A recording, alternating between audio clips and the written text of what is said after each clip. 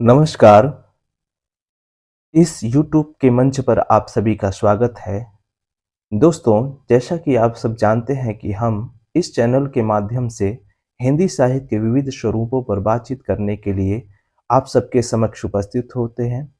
आपको बताते चलें कि हम इस चैनल के माध्यम से हिंदी साहित्य के इतिहास, उसके अंतर्गत आदिकाल, भक्तिकाल, रीतिकाल तथा आधुनिक काल से संबंधित जो विधाएँ हैं, उन विधाओं से जुड़े प्रश्नों को लेकर साथ ही साथ हिंदी व्याकरण, हिंदी भाषा एवं काव्यशास्त्र जिसके अंतर्गत भारतीय काव्यशास्त्र और पाश्चात्य काव्यशास्त्र को लेकर आप सबके समक्ष उपस्थित होंगे।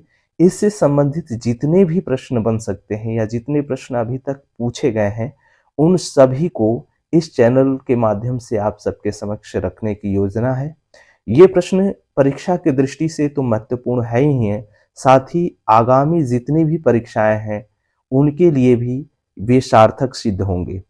खासकर UP TGT, PGT, assistant professor, चाहे वह राजस्थान पीजीटी हो, असिस्टेंट प्रोफेसर की परीक्षा हो या बिहार एस्टेट या पीजीटी, टीजीटी की जो परीक्षा हो या यूजीसी नेट जेआरएफ की जो परीक्षा होती है उसके लिए, अर्थात जो विषय से संबंधित जितनी भी परीक्षाएं आप सबके समक्ष आयोजित की जाती हैं, उनमें आप सबको इन प्रश्नों से मदद जरूर मिलेगा।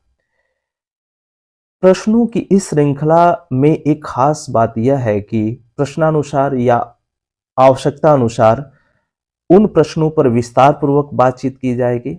जो प्रश्न जैसी मांग की आवश्यकता होगी या जिस तरह की उसकी ज़रूरत होगी, उन पर विस्तार से बातचीत किया जाएगा, ताकि उन प्रश्नों से संबंधित किसी भी समस्या का समाधान आसानी से किया जा सके। इसी उम्मीद के साथ कि आप परीक्षा से संबंधित जितने भी प्रश्न बन सकते हैं या जितने भी प्रश्न पहले पूछे गए हैं, उन तक पहुँचने में या उनको समझने में आपको आसानी तो मिलेगी ही, साथ ही साथ आपकी चिंतन धारा भी कहीं न कहीं विकसित होगी, जिससे परीक्षा में आप सहजता महसूस कर सकें।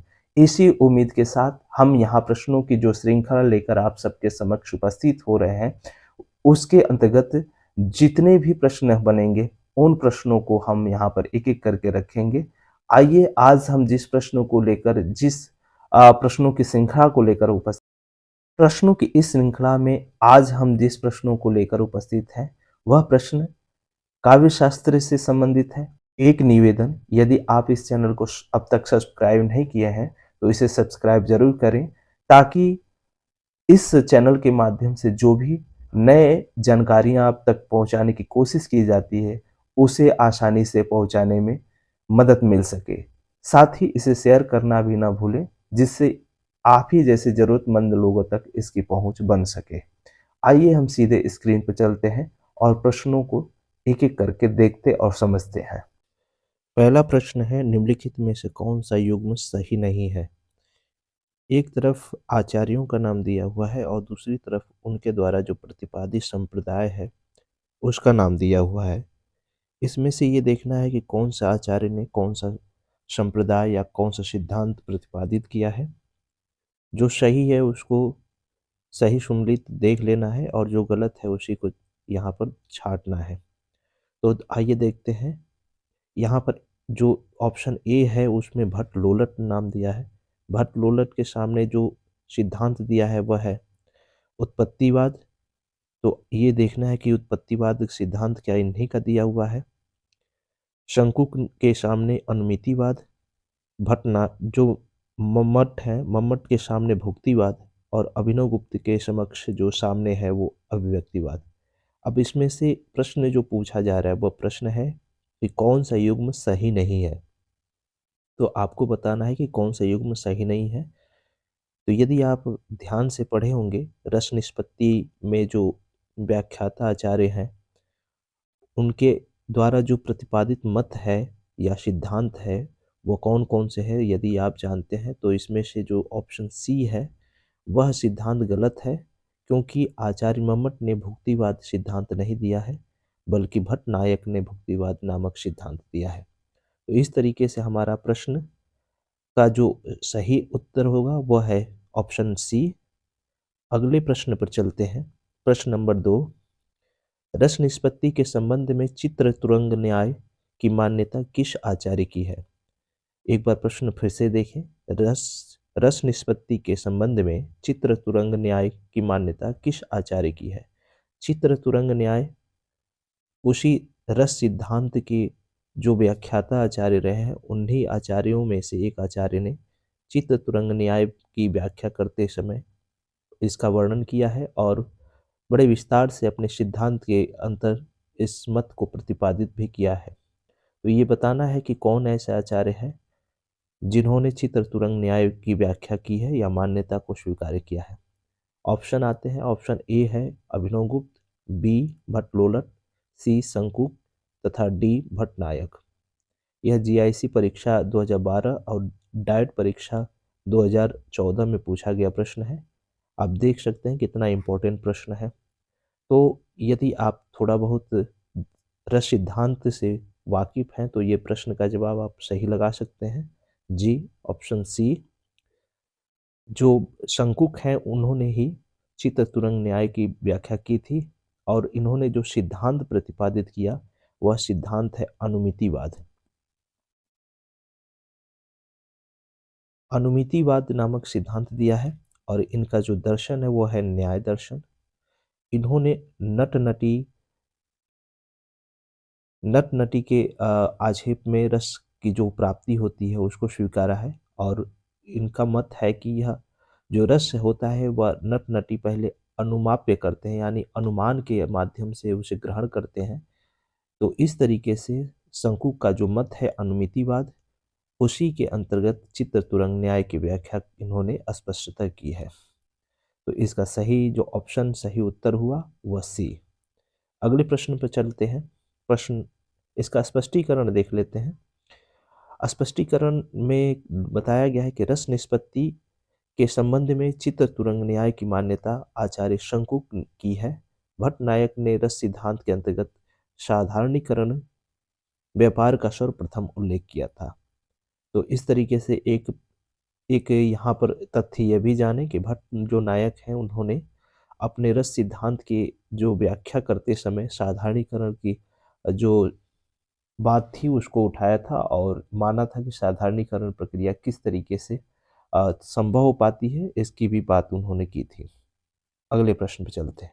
प्रश्न नंबर 3 है, रस विवेचन में चित्र तुरंग न्याय की कल्पना इसमें से किस आचार्य ने की थी? बिल्कुल पीछे वाले प्रश्न के जैसा ही है, तो इसको बताने में कोई हिचक नहीं होगा कि इसका सही आंसर होगा ऑप्शन ए शंकुक। अगले प्रश्न पर चलते हैं। प्रश्न नंबर 4। प्रश्न नंबर 4 में दो सूची दी हुई है, एक तरफ आचार्यों का नाम है, दूसरे तरफ सिद्धांत का नाम है। आचार्य और सिद्धांत में मिलाप करना है कि किस आचार्य ने कौन सा सिद्धांत दिया है। तो आइए देखते हैं। पहला ऑप्शन है भट्टलोलट, इनके समक्ष अभिव्यक्तिवाद नामक सिद्धांत है। शंकुक, इनके समक्ष भुक्तिवाद। भट्टनायक, इनके समक्ष अनुमितिवाद तथा अभिनवगुप्त के समक्ष उत्पत्तिवाद। रस निष्पत्ति की व्याख्या करते समय आचार्यों ने अलग अलग मतों को प्रतिपादित किया था, अलग अलग सिद्धांत प्रतिपादित किए थे। उन्हीं सिद्धांतों को यहाँ पर प्रस्तुत किया गया है। तो एक तरफ वो आचार्य हैं जो रस निष्पत्ति की व्याख्या करते हैं और दूसरी तरफ उनके द्वारा जो प्रतिपादित सिद्धांत है उसको दिया गया है। तो यदि आप रस निष्पत्ति को अच्छे से पढ़े होंगे तो आप इसे बता सकते हैं कि भट्टलोलट ने कौन सा सिद्धांत दिया। भट्टलोलट ने उत्पत्तिवाद नामक सिद्धांत दिया है। वहीं शंकुक ने अनुमितिवाद, भट्टनायक ने भुक्तिवाद तथा अभिनवगुप्त ने अभिव्यक्तिवाद नामक सिद्धांत दिया है। यहाँ पर एक तथ्य और जान लेने की जरूरत है, तो कि जो उत्पत्तिवाद है इसी का नाम दूसरा नाम आरोपवाद भी कहते हैं। आरोपवाद नाम से भी इसे जानते हैं और इसी तरह से भुक्तिवाद को भोगवाद भी कहा जाता है। तो ये एक नाम और है जिसे आपको ध्यान रखना है। तो इस तरीके से चलिए देखते हैं कि इसका सही उत्तर क्या होता है, कूट में कौन सा कूट इसका सही होगा। तो ए में 4 तथा बी में 3 यहाँ सही आंसर बी वाला है, तो ऑप्शन बी इसका सही हो जाएगा। इसका जो स्पष्टीकरण जो दिया गया है, अभी जिस पे हम जिक्र भी कर रहे थे, वही स्पष्टीकरण में भी है कि भट्ट-लोलट ने जो सिद्धांत दिया है वह उत्पत्तिवाद, और एक नाम जो आरोपवाद है। शंकुक ने जो सिद्धांत दिया है वह अनुमतिवाद, अनुमितिवाद इनका प्रमुख सिद्धांत रहा है। भट्टनायक ने जो सिद्धांत दिया है वह भुक्तिवाद, और एक नाम उसका भोगवाद भी है। इसी तरह से अभिनवगुप्त ने जो सिद्धांत दिया है वह अभिव्यक्तिवाद। तो इस तरह से अलग अलग जो सिद्धांतकारों ने अलग अलग सिद्धांत जो प्रस्तुत किया है वो इसी प्रकार है। अगले प्रश्न पर चलते हैं। अगला प्रश्न है पांचवा, भारतीय रस सिद्धांत में साधारणीकरण का प्रयोग सर्वप्रथम किसने किया था? अभी हम पीछे भी देख चुके हैं, तो यदि आप थोड़ा सा ध्यान दे दिए होंगे तो आप बता सकते हैं कि साधारणीकरण का प्रयोग किसने किया था।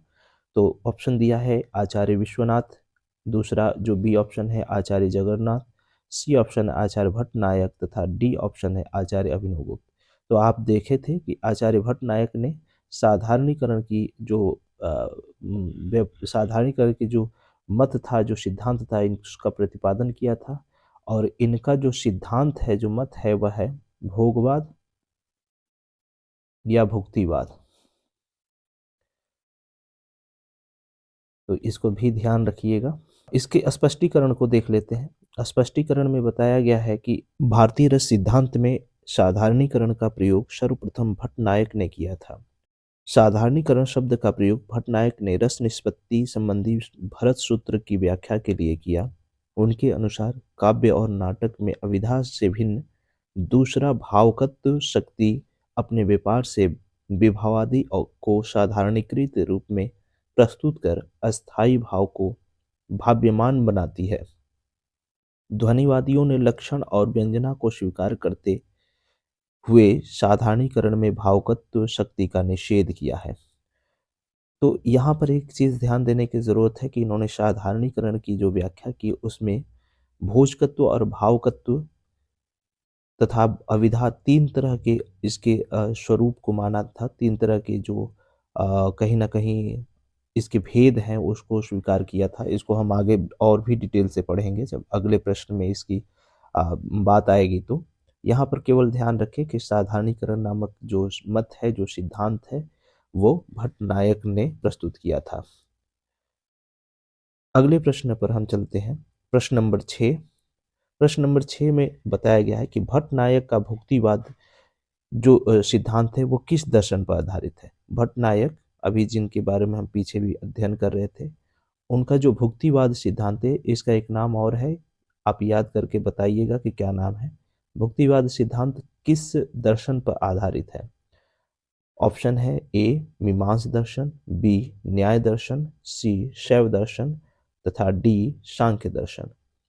तो यदि आप रस निष्पत्ति सिद्धांत के व्याख्याताओं को अच्छी तरह से पढ़े होंगे तो इस प्रश्न का उत्तर सही लगा सकते हैं। तो इसका सही उत्तर हो जाएगा ऑप्शन डी सांख्य दर्शन। इसके स्पष्टीकरण को देख लेते हैं। भट्टनायक का जो भुक्तिवाद सिद्धांत है वो सांख्य दर्शन पर आधारित है। शंकुक का अनुमितिवाद न्याय दर्शन पर, भट्टनायक का उत्पत्तिवाद मीमांस दर्शन पर, और अभिनवगुप्त का जो सिद्धांत, जो अभिव्यक्तिवाद सिद्धांत है, वह शैव दर्शन पर आधारित है। चलिए अगले प्रश्न पर चलते हैं। प्रश्न नंबर 7। प्रश्न नंबर 7 में कहा गया है कि महिम भट्ट द्वारा प्रतिपादित सिद्धांत के कौन सा है, यानी महिम भट्ट ने कौन सा सिद्धांत प्रतिपादित किया है। ऑप्शन ए है अनुमानवाद, बी तात्पर्यवाद, सी लक्षणवाद, डी अभिव्यंजनावाद। तो आपको बताना है कि महिम भट्ट ने कौन सा सिद्धांत प्रतिपादित किया है। तो इसका सही उत्तर हो जाएगा ए अनुमानवाद। महिम भट्ट के बारे में आप जानते हैं तो यहाँ पर आप स्पष्टीकरण में इसे देख सकते हैं। महिम भट्ट ने अपने अनुमानवाद सिद्धांत को प्रतिपादित करते हुए अपने व्यक्ति विवेक नामक ग्रंथ में ध्वनि सिद्धांत के विरुद्ध लिखा था। जो ध्वनि सिद्धांत नामक सिद्धांत है उसके विरुद्ध इन्होंने बात लिखी थी, इसमें व्यक्ति विवेक नामक अपने ग्रंथ में। उनका मत है कि ध्वनि सिद्धांत के विशाल भवन का जिस व्यंजना के मूलाधार पर निर्माण किया गया है वह व्यंजना कोई स्वतंत्र पदार्थ नहीं किंतु पूर्व सिद्ध अनुमान ही है। यानी जो पहले अनुमान किया जाता है वह अनुमान के आधार पर ही व्यंजना की स्थिति को निर्मित किया जाता है। इन्होंने इसकी व्याख्या करते हुए इसका उदाहरण सहित व्याख्या किया है, तो वो आप देख सकते हैं आगे। अनुमान में साधन से साध्य का अनुमान किया जाता है। जैसे पर्वत पर धुआं होने पर वहां अग्नि का अनुमान किया जाता है, उसमें पर्वत पर अग्नि होना सिद्ध में करने में धुआं ही साधन है, अर्थात कारण है, क्योंकि जहाँ धुआं होता है वहाँ अग्नि अवश्य होती है। महिम भट्ट का कहना है कि इसी प्रकार जिसे व्यंजक कहा जाता है, अर्थात जिसके द्वारा व्यंग अर्थ की प्रतीति होना बताया जाता है, वह उसी प्रकार व्यंग्यार्थ की प्रतीति का कारण है। जिस प्रकार धुआं अग्नि के अनुमान का कारण है और जिसे व्यंग्यार्थ कहा जाता है, वह उसी प्रकार अनुमान का विषय है, जिस प्रकार अग्नि। इस युक्ति के आधार पर महिम भट्ट ने ध्वनिकार द्वारा प्रदर्शित ध्वनि के अनेक उदाहरणों का अनुमान का प्रतिपादन किया, यानी अनुमान सिद्धांत देते हुए उन्होंने ध्वनिवादी जो सिद्धांत है उसका खंडन किया तथा अपने सिद्धांत यानी अनुमानवाद का वहां पर कहीं ना कहीं प्रतिष्ठापन करने की कोशिश की है। तो इस तरीके से व्याख्या के माध्यम से आप पूरी बात को समझ सकते हैं। चलिए अगले प्रश्न पर चलते हैं। प्रश्न नंबर 8, आचार्य भरत के रस सूत्र के प्रथम व्याख्याता कौन है? यह बहुत इंपॉर्टेंट प्रश्न है। प्रथम व्याख्याता पूछा गया है, ये प्रथम व्याख्याता कौन है? तो ऑप्शन दिया है, ए भट्ट लोलट, बी आचार्य शंकुक, सी अभिनव गुप्त तथा डी आचार्य विश्वनाथ। तो आपको बताना है कि जो रस सूत्र के प्रथम व्याख्याता है वो कौन है। तो इसका सही जवाब है ए भट्ट लोलट। अब आपको एक प्रश्न यहाँ पर बताना है कि जो रस निष्पत्ति के प्रथम आचार्य कौन है? रस निष्पत्ति के प्रथम आचार्य या प्रवर्तक कौन है? तो इस प्रश्न को आप कमेंट के माध्यम से हमें बताइएगा। इसकी व्याख्या देख लेते हैं। स्पष्टीकरण में इसमें जो बताया गया है कि आचार्य भरत के रस सूत्र के प्रथम व्याख्याता भट्टलोलट हैं। उनके अनुसार रसानुभूति अस्थायी भावों का ही परिवर्धित रूप है, जो विभावादि से पुष्ट होकर अस्थायी भाव को उपचित होने पर प्रकट होती है। रसानुभूति और लौकिक अनुभूति का भेद स्पष्ट न कर सकने के कारण लोलट का मत भ्रामक समझा गया। कहने का तात्पर्य यह है कि भट्ट लोलट ने यह बताया था कि जो अस्थायी भाव है वही परिवर्तित होकर विभाव या अनुभाव नामक जो भाव होते हैं उसमें परिणित होकर रस की उत्पत्ति करता है। क्योंकि ये पूर्णतः स्पष्ट नहीं कर पाए अपने सिद्धांत को, इसीलिए आगे के वो व्याख्याकार हैं वो उस इनके मत को खंडन करते हुए अपनी अपनी मत को प्रस्तुत किया। इसीलिए इनके भ्रामकता को यहाँ पर देखा जा सकता है। इनके मत में अनेक प्रकार की भ्रामकता दिखाई पड़ती है, तो यहाँ पर उसी की बात की गई है। तो इस तरीके से आप समझ सकते हैं कि जो प्रथम व्याख्याता है वो भट्ट लोलट है। अगले प्रश्न पर चलते हैं। प्रश्न नंबर 9, आचार्य भरत मुनि के बाद रस निष्पत्ति को लेकर मुख्य रूप से किन विद्वानों ने रस के विषय में अपने विचार दिए हैं, उनके नाम का कौन कौन सा क्रम है, उस क्रम को बताना है। यानी भरत मुनि के बाद जो रस निष्पत्ति है उसकी व्याख्या करते हुए कौन कौन आचार्य अपने अपने व्याख्या के माध्यम से रस निष्पत्ति की व्याख्या करते हुए नजर आए हैं और उनका सही क्रम क्या है उसको बताना है। पहला ए में, ऑप्शन ए में जो क्रम दिया है वो भट्ट लोलट, भट्ट शंकुक, भट्ट नायक तथा अभिनव गुप्त का दिया है। बी में अभिनव गुप्त, भट्ट नायक, भट्ट शंकुक तथा भट्ट लोलट का। सी में भट्ट नायक, भट्ट शंकुक, भट्ट लोलट तथा अभिनव गुप्त का। इसी तरीके से डी में भट्ट शंकुक, भट्ट लोलट, भट्ट नायक तथा अभिनव गुप्त का। अब इसमें आपको बताना है कि सबसे पहले व्याख्या किसने किया और सबसे अंत में किसने की है। तो यदि आप थोड़े से जान रहे होंगे, ध्यान दे रहे होंगे, तो आप बता सकते हैं कि जो ऑप्शन ए है वह सही है यहाँ पर, क्योंकि सबसे पहले व्याख्याता भट्ट लोलट हैं। इसके बाद से भट्ट शंकुक ने इनकी व्याख्या की थी, क्योंकि भट्ट लोलट के जो व्याख्या में जो सिद्धांत में जो भी कमियां रह गई उसको दूर करते हुए इन्होंने अपना मत दिया था। भट्ट नायक ने शंकुक के भट्ट जो सिद्धांत है उसका खंडन किया और उस खंडन करते हुए अपने सिद्धांत का प्रतिपादन किया। अंत में अभिनव गुप्त ने भट्ट नायक के सिद्धांत का खंडन किया और बताया कि किस तरीके से साधारणीकरण की प्रक्रिया में जो पाठक है, जो श्रोता है, वो जुड़ता है। तो इस तरीके से एक क्रम है जो भट्ट लोलक, शंकुक और भट्टनायक तथा अभिनवगुप्त के क्रम में चलता है। इसको आप देख सकते हैं। इसके स्पष्टीकरण देख लेते हैं। स्पष्टीकरण में कहा गया है कि आचार्य भरत मुनि के रस निष्पत्ति को लेकर मुख्य रूप से जिन विद्वानों ने रस के विषय में अपने विचार दिए हैं उनके नाम इस प्रकार हैं: भट्ट लोलट, भट्ट शंकुक, भट्टनायक तथा अभिनवगुप्त। तो इस तरीके से आप समझ सकते हैं कि कौन कौन से आचार्य रहे हैं। अगला प्रश्न है कि रस निष्पत्ति की विवेचना में भावगत और भोजकत्व की कल्पना किस आचार्य ने की है। एक बार पुनः ध्यान दें कि रस निष्पत्ति की विवेचना में भावगत और भोजकत्व की कल्पना किस आचार्य ने की है। मैं पहले भी इस प्रश्न पे थोड़ा बहुत जिक्र किया हूँ और आपको बता रहा था कि भावगत और भोजकत्व की कल्पना यानी भेदों के बारे में जिक्र किए थे। तो चलिए इस प्रश्न का ऑप्शन देख लेते हैं। ऑप्शन में दिया है ए भट्टलोलट, बी भट्टनायक, सी शंकुक तथा डी अभिनवगुप्त। अब आपको ये बताना है कि रस निष्पत्ति की विवेचना करते हुए भावगत और भोजकत्व की कल्पना किस आचार्य ने की है। तो आप अगर थोड़े से ध्यान दे रहे होंगे तो इस प्रश्न का सही उत्तर आप चयन कर सकते हैं। जी, इसका सही उत्तर बी है, यानी भट्टनायक। भट्टनायक ने भुक्तिवाद या भोगवाद नामक संकल्पना दी और इनका जो दर्शन है वो सांख्य दर्शन है। इन्होंने ही अपनी जो विवेचना था, साधारणीकरण की जो परियोजना थी, साधारणीकरण का जो मत है वो उनकी जो मत के अंतर्गत ये बात आती है कि भोजकत्व की स्थिति का जो परिणित रूप है वही साधारणीकरण में बदल जाता है, परिवर्तित हो जाता है। तो इसके लिए उन्होंने 3 स्वरूप स्वीकार किया। एक अविधा का रूप होता है, यानी किसी भी चीज के अर्थ को पहले समझना, और वह अर्थ जब तक समझ में नहीं आता तब तक वह कोई भी कार्य भावगत्य की अवस्था तक नहीं पहुंचता। भावगत्य की अवस्था में जो पाठक होता है या दर्शक होता है वह स्थितियों को अपने अंतर्मन में व्याप्त करने लगता है, यानी जो उसके अंदर अस्थाई भाव निर्मित होते हैं वह अस्थाई भाव एक लेवल तक पहुंचकर वह उस नट नटी या नायक नायिका के द्वारा उद्दीप्त किए जा रहे जो रस है उसके स्तर तक पहुंच जाते हैं और इस तरीके से दोनों एकाकार हो जाते हैं।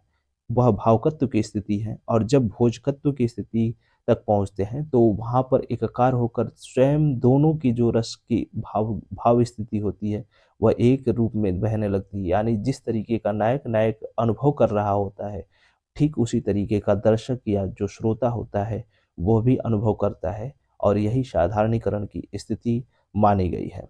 तो यहाँ पर जो भट्टनायक हैं एक गंभीर व्याख्या करते हुए नजर आते हैं और साधारणीकरण की एक व्यापक यानी जो रस सिद्धांत के अंतर्गत एक बड़ी व्याख्या देखने को मिलती है वो देते हुए नजर आते हैं।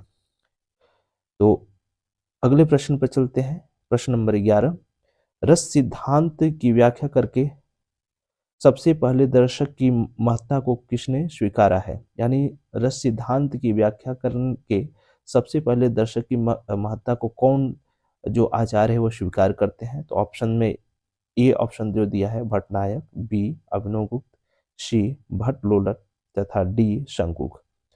तो यहाँ पर आप ये थोड़ा सा ध्यान लगाएंगे तो सबसे पहले दर्शक की महत्ता को स्वीकारने वाले कौन है, तो अभिनवगुप्त है, जो ऑप्शन बी है। क्योंकि भट्टलोलट ने तो अपने सिद्धांत में दर्शक या किसी पाठक का नाम ही नहीं लिया, किसी इस तरह के कोई व्यक्ति का वहां पर जिक्र ही नहीं किया। उनका मत था कि राम जो होते हैं, जो जो वास्तविक राम है, उन्हीं का कहीं ना कहीं आरोप करके जो नायक नायिका है जो मंच पर प्रेक्षक पे मंच के माध्यम से लोगों के समक्ष अपने भाव को प्रस्तुत करता है, वह स्वयं आरोप करता है, इसीलिए वह उत्कृष्ट रस की प्राप्ति करता है। तो उन्होंने कहीं भी दर्शक या श्रोता का नाम भी नहीं लिया, श्रोता का वहां पर जिक्र नहीं किया। ठीक उसी तरह से शंकुक ने भी यही कमी शंकुक के यहाँ भी देखने को मिलती है। भट्ट लोलट और भट्ट शंकुक की व्याख्याओं का कहीं ना कहीं खंडन करते हुए भट्ट नायक ने ये बात जरूर की, लेकिन उन्होंने सहृदय पर बात किया और यह माना कि जो पाठक वर्ग है, पाठक वर्ग से उनका तात्पर्य यह था कि जब तक वो स्थिति एकाकार में नहीं हो जाती तब तक वो स्थिति में रस की प्राप्ति हो पाना संभव नहीं होती है।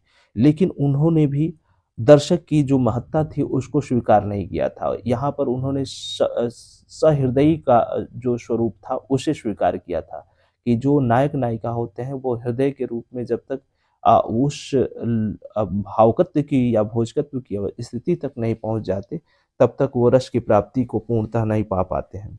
लेकिन इन सभी की व्याख्याओं का खंडन करते हुए अभिनवगुप्त ने दर्शक की महत्ता को न केवल स्वीकारा बल्कि यह भी बताया कि बिना दर्शक के शामिल हुए रस की प्राप्ति हो पाना संभव नहीं है, क्योंकि दर्शक ही वह माध्यम है जब उस रस को स्वयं ग्रहण करता है जो नायक नायिका मंच पर प्रस्तुत कर रहे होते हैं या रचनाकार रचना के माध्यम से उस रस की प्रदीप्ति कर रहा होता है।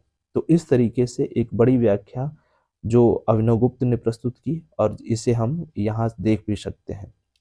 स्पष्टीकरण इसकी देख लेते हैं। स्पष्टीकरण में भी कुछ बातें यहाँ पर समझ में आएंगी कि अभिनवगुप्त ने भट्ट नायक की अनेक मान्यताओं का खंडन करते हुए भी साधारणीकरण को स्वीकार किया। अर्थात इन्होंने तमाम तरह के मतों को खंडन किया, लेकिन साधारणीकरण की जो व्याख्या भट्ट नायक ने दी है उसको इन्होंने स्वीकार किया भी है। किंतु अब तक जो रस निष्पत्ति के सभी व्याख्याताओं द्वारा काव्य के पाठ का या श्रोता के व्यक्तित्व की उपेक्षा होती रही, किसी का भी ध्यान इस तथ्य की ओर नहीं गया कि रसानुभूति में काव्य वस्तु के अतिरिक्त स्वयं पाठक का भी थोड़ा बहुत योगदान रहता है। अभिनवगुप्त ने इस ओर ध्यान देते हुए अभिव्यक्तिवाद की प्रतिष्ठा की। उनके मतानुसार काव्यास्वादन से पाठक के हृदय में किसी नए तत्व की सृष्टि नहीं होती, अपितु उसकी जन्मजात वासनाएं ही उद्वेलित होकर व्यक्त हो जाती है। कहने का तात्पर्य यह है कि जिस रस की निष्पत्ति के विषय में जो चर्चा चल रही थी, भट्ट लोलर से शुरू हुई, भट्ट शंकुक तथा भट्ट नायक तक ये चर्चाएं गंभीरता रूप में देखने को मिलती हैं, उसको अभिनवगुप्त ने न केवल समझाया बल्कि उस मतों के का खंडन करते हुए ये बताया कि जब तक दर्शक वर्ग उसमें शामिल नहीं होता, उसमें भागी नहीं होता, तब तक रस की निष्पत्ति का जो आधार होता है वो संभव नहीं हो सकता। तो यहाँ पर उसी बात को यहाँ पर बताने की कोशिश की गई है। चलिए अगले प्रश्न पर चलते हैं। प्रश्न नंबर 12 है कि रस को नाट्य तक सीमित रखने का सर्वप्रथम विरोध किसने किया है। बहुत ही महत्वपूर्ण प्रश्न है, पीजीटी परीक्षा 2000 में पूछा गया है कि रस को नाट्य तक सीमित रखने का सबसे पहले विरोध किसने किया है। पहला ए ऑप्शन है भामा, ध्यान रखें ये भामा है। बी ऑप्शन है रुद्रट, सी ऑप्शन है आनंदवर्धन तथा डी ऑप्शन है अभिनवगुप्त।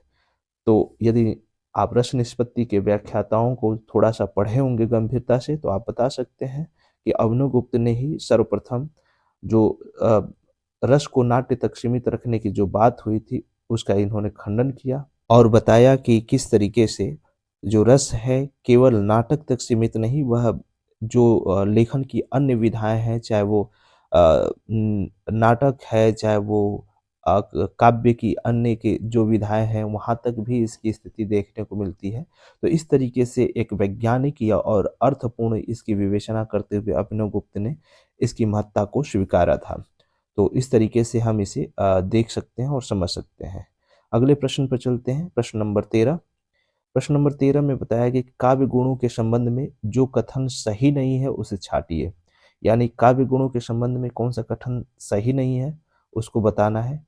ए ऑप्शन में है कि गुण काव्य के आंतरिक सौंदर्य है, अलंकार बाह्य शोभा मात्र है।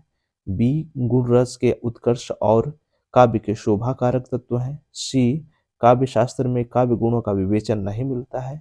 डी माधुर्य प्रसाद ओज सर्वमान्य काव्य गुण है। तो आप यहाँ पर एक चीज ध्यान दीजिए कि लगभग ए और बी तथा डी ये तीनों ऑप्शन सही दिख रहे हैं, लेकिन जो सी ऑप्शन है कि इसकी जो विवेचना है वो काव्यशास्त्र में नहीं मिलती, ये गलत है। काव्यशास्त्र में काव्य गुणों पर काफी बातचीत हुई है और लगभग सभी आचार्यों ने इस पे अपने अपने मत को स्वीकारा है, बात उस पे किया है। तो यह ऑप्शन जो दिया हुआ है ऑप्शन नंबर सी यही इसका उत्तर हो जाएगा, क्योंकि पूछा गया कि कौन सा सही नहीं है, तो ये सही नहीं है। चलिए अगले प्रश्न पर चलते हैं। प्रश्न नंबर 14। आचार्य भरत मुनि ने काव्य गुणों की संख्या बताई है। बताना है कि आचार्य भरत मुनि ने काव्य गुणों की संख्या कितनी बताई है। तो ऑप्शन ए है 3, बी ऑप्शन, क्षमा चाहेंगे, बी और ये सी, तो बी ऑप्शन 10 तथा सी ऑप्शन 5 और डी ऑप्शन के रूप में 8 है। आपको बताना है कि इसका सही जवाब कौन सा होगा। तो आप बी के रूप में जिसे देख रहे हैं 10, वो सही है, क्योंकि भरत मुनि ने 10 गुणों के विषय में जिक्र किया है और बताया है कि मूलतः 10 काव्य गुण है। स्पष्टीकरण देखते हैं। काव्य के सौंदर्य की वृद्धि करने वाले और उसमें अनिवार्य रूप से नित्य विद्यमान रहने वाले धर्म को गुण कहते हैं। गुण की अवधारणा भरत मुनि के समय में ही मान्य ही थी। आचार्य भरत मुनि ने काव्य गुणों की संख्या 10 मानी है। ध्यान रखिएगा, इन्होंने 10 काव्य गुण स्वीकार किए हैं और ये कौन कौन से हैं? श्लेष, प्रसाद, समता, समाधि, माधुर्य, ओज, सौकुमार, अर्थ, व्यक्ति, उदारता, कांति। कुछ अन्य महत्वपूर्ण जो तथ्य हैं इससे जुड़े हुए। आचार्य भरत मुनि के अनुसार काव्य दोषों की जो संख्या वो 10 है और वो काव्य दोष कौन कौन से हैं? गूढ़ार्थ, अर्थांतर, अर्थहीन, भिन्नार्थ, एकार्थ, अभिलुप्तार्थ, न्यायपेत, विषम, विसंधि तथा शब्दच्युत। ये 10 जो है काव्य दोष हैं। वामन ने गुणों को काव्य का नित्य धर्म मानकर अलंकार से अलग किया है। वहीं आनंदवर्धन ने गुणों को रस का अंग माना है और इनकी संख्या 3 बताई है, ओज, प्रसाद तथा माधुर्य। देव और भिखारी ने काव्य गुणों की संख्या 10 मानी है। तो इस तरीके से हम काव्य गुणों पर कुछ बिंदु देख पाते हैं। अगले प्रश्न पर चलते हैं। प्रश्न नंबर 15, इनमें से किस आचार्य ने काव्य गुणों की संख्या 10 मानी है? ध्यान दीजिए, 10 पूछा गया है। अभी अभी आपने पीछे देखा भी। तो ऑप्शन ए है क्षेमेंद्र, बी है वामन, सी है भोजराज तथा डी है भरत मुनि। तो आपको बताने में तनिक भर हिचक नहीं होगी कि इसका सही उत्तर जो होगा वो भरत मुनि है। चलिए अगले प्रश्न पर चलते हैं। आचार्य भरत मुनि ने गुणों की संख्या कितनी मानी है?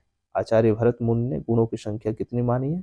पीछे भी इस प्रश्न का उत्तर आप लोग दे चुके हैं, तो इसका सही उत्तर हो गया बी 10।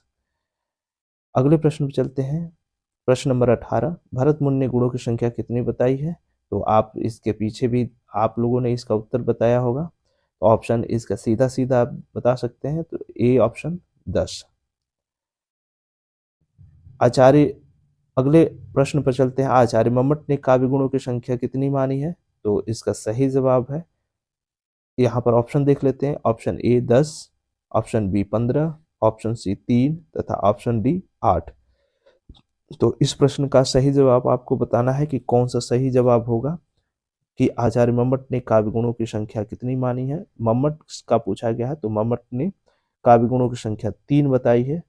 चलिए इसका स्पष्टीकरण देख लेते हैं। गुण कितने प्रकार के होते हैं और उनमें से कौन से गुण आवश्यक हैं, इस विषय पर काव्याचार्यों में मतभेद रहा है। कोई तो गुण की संख्या 10 मानता है, यथा भरत मुनि और दंडी। कोई 24 गुण बताता है, जैसे भोजराज, तथा कोई 3 गुण मानता है, जैसे मम्मट। इन सब पर दृष्टिपात करने से ज्ञात होता है कि गुणों की संख्या के बीच में मतभेद स्पष्टता देखने को मिलता है। 10 गुणों को मानने वाले अथवा 3 गुणों को मानने वाले का, क्योंकि अग्नि पुराण ने भी मुख्यतः 3 ही गुण स्वीकार किए हैं, शब्द गुण, अर्थ गुण तथा शब्दार्थ गुण, और इन्हीं के भेदों पर भेद किए गए हैं। इसी प्रकार भोज ने वामन के 10 गुणों के अतिरिक्त 14 अन्य गुण भी माने हैं, लेकिन आचार्य मम्मट ने 3 गुण को स्वीकार किया है, माधुर्य गुण, ओज गुण तथा प्रसाद गुण। तो इस तरीके से अब बात स्पष्ट होती है कि 3 गुण कौन कौन से मम्मट ने माने हैं, माधुर्य गुण, ओज गुण और प्रसाद गुण। चलिए अगले प्रश्न पर चलते हैं। प्रश्न नंबर 20, आचार्य वामन के अनुसार काव्य के कितने गुण होते हैं? आचार्य वामन ने कितने गुण माने हैं? तो आचार्य वामन ने कुल 20 गुण माने हैं और 20 गुण में 10 अर्थ गुण है और 10 शब्द गुण है। स्पष्टीकरण देख लेते हैं। स्पष्टीकरण में बताया गया है कि आचार्य वामन ने काव्य गुणों की संख्या 20 निश्चित कर दी है, जिसमें 10 जो गुण है वो शब्द गुण है तथा 10 अर्थ गुण है। वस्तुतः यह 20 गुण आचार्य भरत के द्वारा उल्लेखित 10 गुण ही है। वामन ने केवल शब्द और अर्थ का भेद करके उनकी संख्या द्विगुणित कर दी है। वामन ने 3 रीतियों का उल्लेख किया है, गौड़ी, पांचाली तथा वैदर्भी, यानी 3 रीतियों को स्वीकार किया है और 3 रीतियों के आधार पर इन्होंने गुणों की जो व्याख्या है यहाँ पर देने की कोशिश की है। चलिए अगले प्रश्न पर चलते हैं। प्रश्न नंबर 21, सही युग्म चिन्हित करना है कि कौन सा युग्म सही है। तो इसमें ए वैदर्भी, और वैदर्भी के समक्ष जो दिया हुआ है गुण वह माधुरी गुण है। इसी तरह से गौणी, गौणी के जो समक्ष है वो माधुरी गुण है। पांचाली ये ओज गुण दिया हुआ है, और गौड़ी, गौड़ी के समक्ष प्रसाद गुण दिया है। ध्यान रखिएगा ये रीतियां हैं और इधर के तरफ गुण दिए हुए हैं, तो इसको मिलाकर देखना है कि कौन सी रीति के समक्ष जो गुण है वह सही बैठता है। तो आप जानते हैं कि वैदर्भी सदैव माधुरी गुण होता है वैदर्भी में, जबकि गौड़ी में माधुरी गुण नहीं, बल्कि आप बताइएगा कौन सा गुण होता है। इसी तरह से पांचाली में और फिर गौड़ी में कौन सा गुण होता है, तो आपको बताना है। तो इसका सही जो उत्तर हो गया, सही इसका उत्तर क्या हो गया, ए, यानी सही चिन्हित करना था तो सही वैदर्भी है, बाकी सभी गलत है। तो आप इसके सही उत्तर को देख सकते हैं। स्पष्टीकरण पे आ जाते हैं। स्पष्टीकरण है कि वैदर्भी रीति के संबंध में आचार्य विश्वनाथ का कथन स्पष्टतः यहाँ दिखाई पड़ता है। वे लिखते हैं कि माधुर्य व्यंजक वर्णे रचना ललितात्मक का आवृत्तिरत्र वृत्तिया वैदर्भी रीति ऋष्यते, अर्थात माधुर्य व्यंजक वर्ण से युक्त समास रहित पद रचना को वैदर्भी रीति कहते हैं। यह रीति श्रृंगार, करुण एवं शांत रस के लिए अधिक अनुकूल होती है। इसका प्रयोग विदर्भ देश के कवियों ने अधिक किया है, इसी से इसका नाम वैदर्भी रीति पड़ा। इसका एक अन्य नाम ललिता भी है। ध्यान रखिएगा, वैदर्भी रीति का एक नाम ललिता भी है। मम्मट ने इसे उपनागरी नाम दिया है। कुछ अन्य महत्वपूर्ण तथ्य इससे जुड़े हुए दिखाई पड़ते हैं कि गौड़ी रीति को परुषा रीति भी कहा जाता है। आचार्य मम्मट ने इसे परिभाषित करते हुए कहा है कि ओजः प्रकाश कैस्तु पुरुषः, अर्थात जहाँ ओज गुण का प्रकाश होता है वहाँ गौड़ी यानी परुषा रीति दिखाई पड़ती है। इसमें दीर्घ समास युक्त पदावली का प्रयोग उचित माना गया है।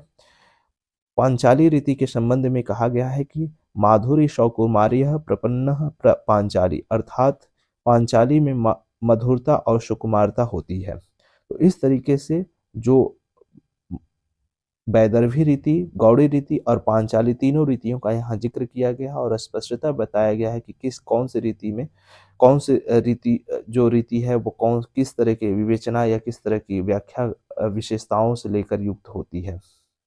चलिए अगले प्रश्न पर चलते हैं। अगला प्रश्न है, जब द्रास बटालिका टाइगर हिल की सीमा लगी गरजने, जब शहादत लेते हिमगिरी की चट्टाने लगी गरजने, तब जाग उठे ये शेर बब्बर पौरुष हुंकार उठा था, मातृभूमि की बलवेदी पर लहू पुकार उठा था। यानी ये काव्य पंक्ति ऊपर प्रस्तुत की गई है और आपको बताना है कि इसमें कौन सा काव्य गुण व्यंजित किया गया है। तो ऑप्शन दिया है माधुर्य गुण, बी है ओज गुण, सी है प्रसाद गुण तथा डी है उपयुक्त तीनों। क्या तीनों इसमें उत्तर होगा, तीनों गुण है या कोई एक? तो यदि आप इस पंक्ति को पढ़ेंगे तो आपको ये लगेगा कि इसमें वीरता का, उत्साह का, जोश का भाव प्रस्तुत है। जब इस तरह का भाव प्रस्तुत होता है तो उसमें ओज गुण होता है। तो इसका सही ऑप्शन हो गया बी। बी में वो भाव सभी व्यंजित होते हैं जिसमें उत्साह और वीरता के रूप दिखाई पड़ते हैं। इसका स्पष्टीकरण देख लेते हैं। उपयुक्त तो काव्य पंक्तियों में ओज गुण है। ओज वह गुण है जिससे चित्त में स्फूर्ति आ जाए, मन में तेज उत्पन्न हो जाए। ओज गुण से युक्त रस के आस्वादन से चित्त दीप्त हो उठता है, उसमें आवेग उत्पन्न हो जाता है। ओज गुण का क्रमशः वीर से विभत्स में और विभत्स से रौद्र में अधिक हो रहता है। जहाँ द्वित वर्णों, ध्यान रखिएगा इसके कुछ विशेषताएं हैं। जहाँ द्वित वर्ण, संयुक्त वर्ण, रस से जो संयोग वर्ण है उनका कहीं ना कहीं योजना होता है, तथा ट ठ ड ढ जो अधिकता के रूप में भी दिखाई पड़ते हैं, यानी ट वर्ग की अधिकता होती है। खासकर समासिक जो वर्ण होते हैं उनकी अधिकता यहाँ पर दिखती है, और कठोर वर्णों की जो आवृत्ति होती है वो यहाँ पर दिखाई पड़ती है। तो ये सभी चीजें इसमें अगर समाहित होती है तो ये ओज गुण कहलाती है। यानी जहाँ पर द्वित्व वर्ण हो, संयुक्ताक्षर वर्ण हो, र यानी रेफ वर्ण, रेफ जो वर्णों की अधिकता देखने को मिले, ट वर्ग के जो वर्ण है वो अगर शामिल दिखाई पड़े, समासिक जो वर्ण है, समासिक शब्द हैं उसकी कहीं ना कहीं योजना दिखाई पड़े, तो ये सभी यह पहचान दिलाती है कि ये ओज गुण से निर्मित कहीं ना कहीं पंक्ति है। चलिए अगले प्रश्न पर चलते हैं। प्रश्न नंबर 23, काव्य का वह गुण जो चित्त में तेज और स्फूर्ति का संचार करता है, कौन सा गुण होता है? अभी अभी हम लोगों ने जिक्र भी किया, ऑप्शन दिया है ओज गुण, प्रसाद गुण, माधुरी गुण, इसमें से कोई नहीं।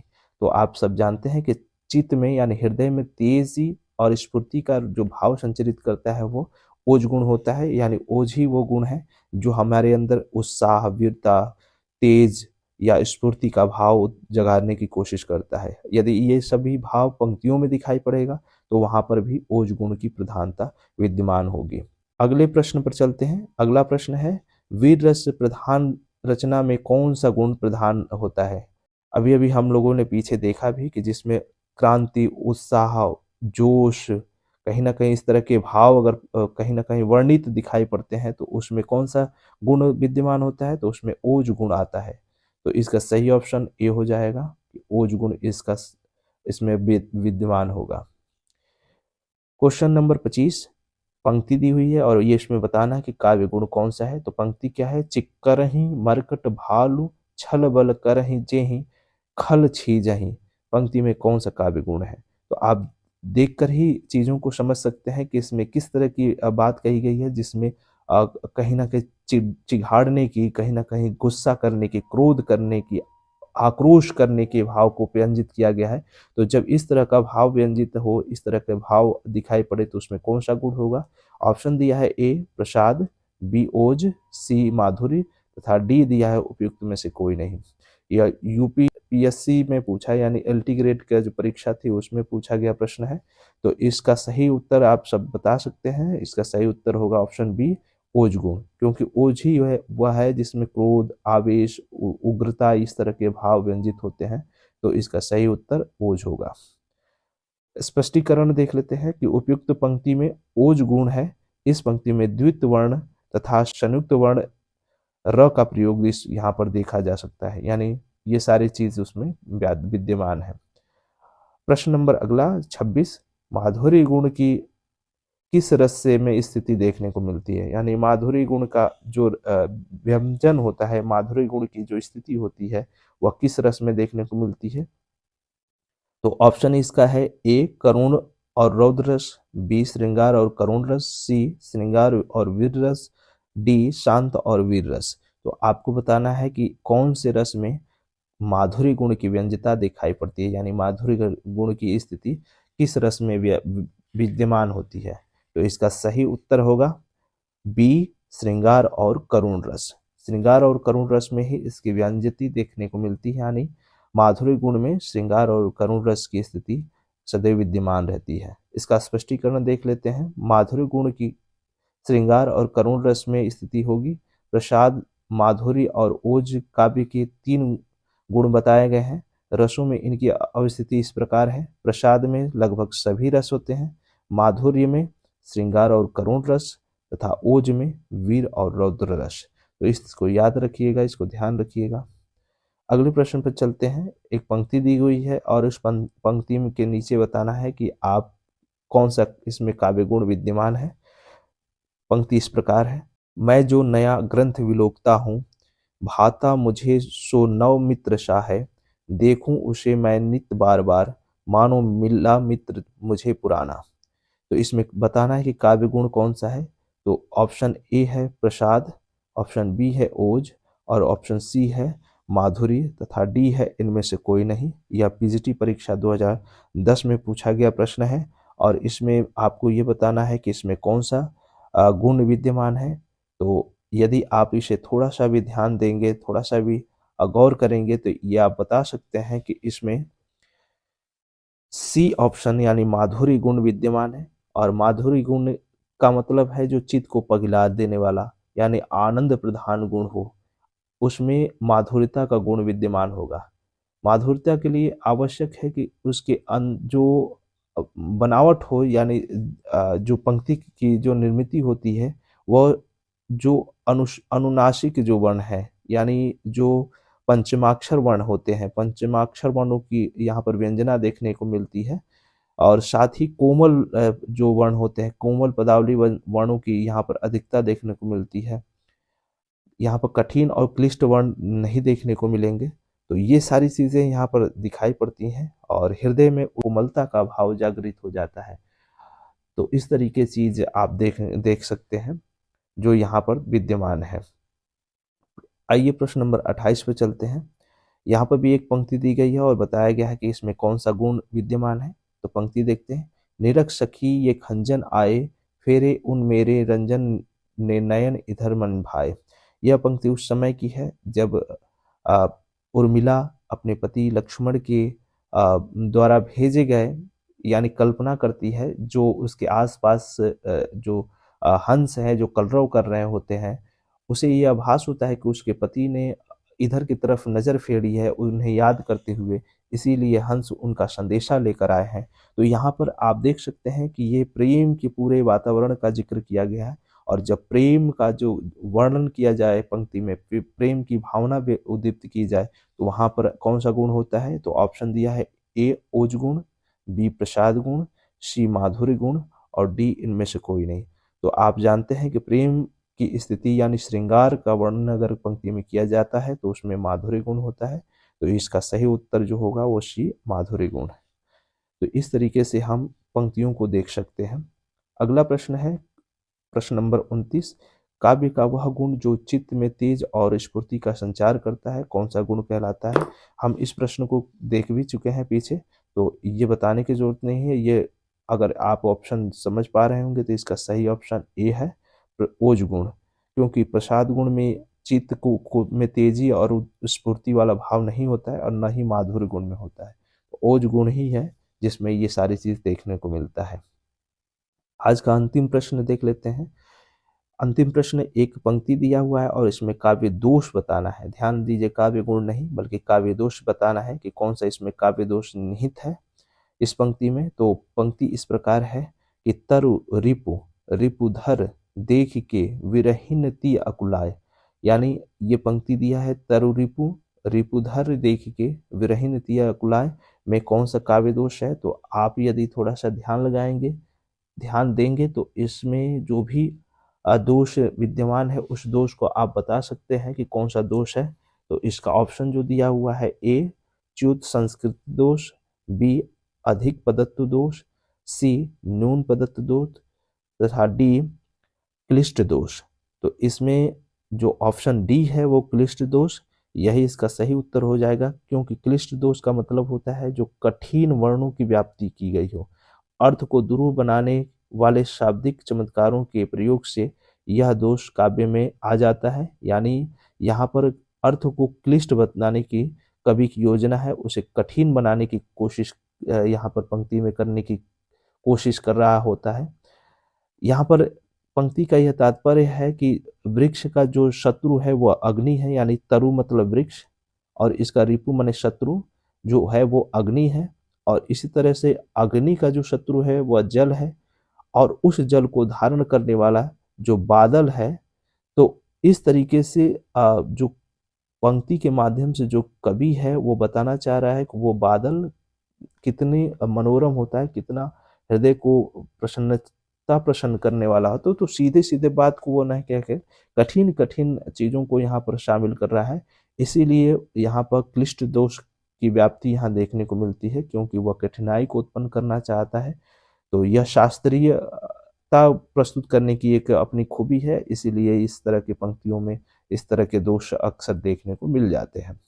तो इस तरीके से 30 प्रश्नों की श्रृंखला आज हम सब लोगों ने देखा और भली भांति उस पर बातचीत भी किया।